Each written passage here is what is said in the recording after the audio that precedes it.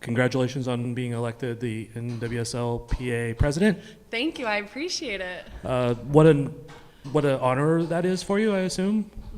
No, it's definitely, I'm so humbled to be able to represent the Players Association. It's something that is incredibly vital to the development and progress of this league. And I've learned a lot in my couple years in the league, more information than I ever could have imagined, with more so the workings off the field. And so to have the opportunity to take on a bigger role and more responsibility is an absolute honor. And it's great to see you again. I remember talking to you at length at Media Day.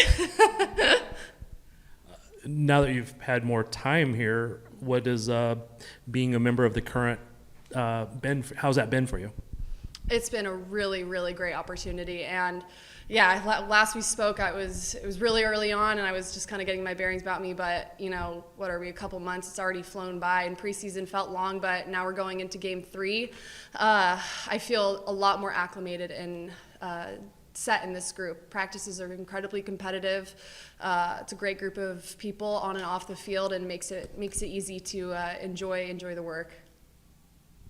Haley, we've chatted multiple times this week, Great so to see you again. I've got another one for you. I want you to think back to the North Carolina Casey Current match, and you were on North Carolina at this time, and one of your teammates, Bianca St. George, had a little tiff with Timwa Schwinga. We saw her standing over Timwa, kind of arms flailing, and then we saw Ellie Wheeler came through and kind of stepped up.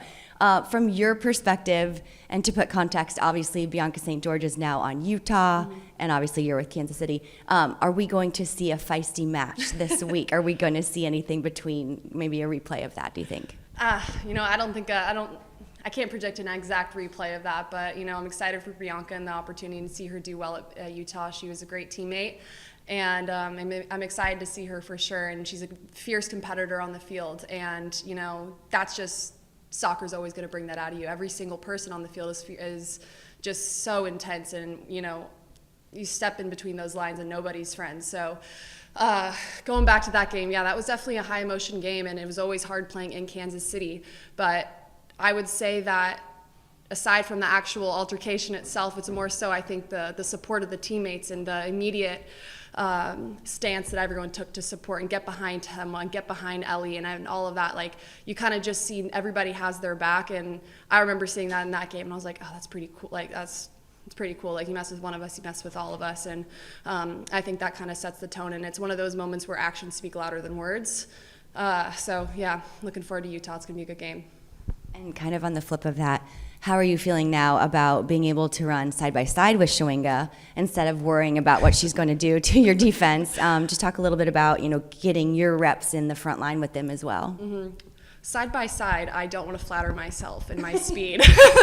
I am busting my butt to keep up in any way I can. But again, it's pushing me, and I would say that's exactly what this environment has been. It's been such a challenge, and that's any competitor is going to want to be in that environment when you play with players that are better than you, and like that's only going to push you and promote that change. And I think that's definitely been the overall theme of my time here, and playing with Temla, Bia, Michelle, Deb, I could honestly go and list every single player on this team, let alone in the front line, how grateful I've been to be able to play with like that kind of caliber of player. And I feel like I've gotten a lot better in a lot of different ways since my time in the league playing with them. So yeah, I try to keep up as best as possible, learn from them, and then also we have a great time off the field too, so it makes it really enjoyable.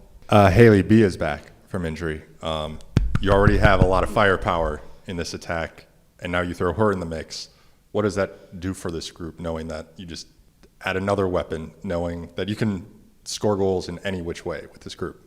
Yeah, no, she is an absolute one-of-a-kind talent, and being able to play with her in this time, I hadn't seen a lot of her play last year, and you know, I heard about how incredible she was, but being able to train with her every single day, there are so many times that I catch myself in training, I'm like talking to my teammate, God, she's so good, she's so good.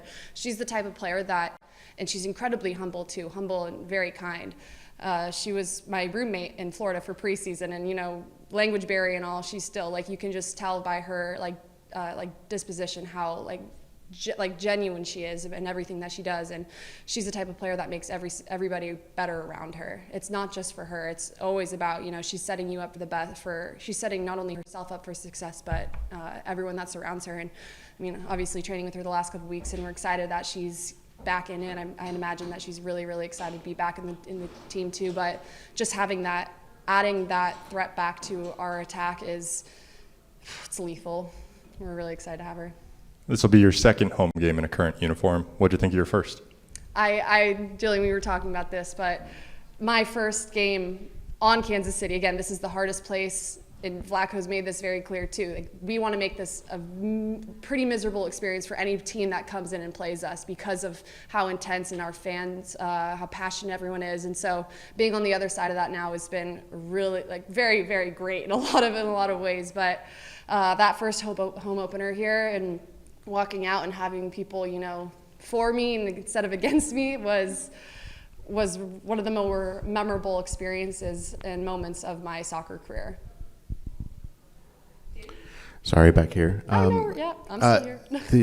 The road win last weekend, it seemed like, especially once you guys got up a goal, I was looking back, I think there's maybe one or two shots that Washington had before like the 90th minute from that point. Can you just talk about the team's ability, not only in the attack but defensively too, that the way this team's able to grind out results, and especially kind of the way they showed that early on against a team like Washington on the road?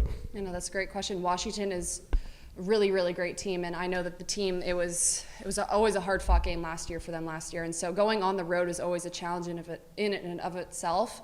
But again, we went into it and didn't prepare any differently than we do for any other game. And as we know, this is one of the best leagues in the world, and if you're not on your best at that game, anything can happen, no matter where you are in the standings in any time during season.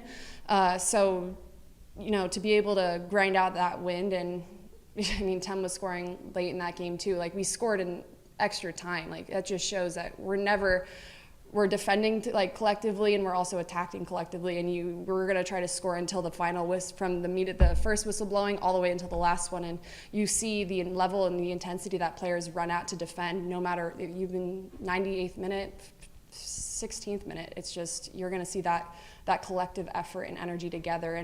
And it's just the expectation at this point. You mentioned that being the expectation. I'm just curious. I feel like that kind of mentality sometimes takes a while in the season for a team to build up, but you guys have that from the start.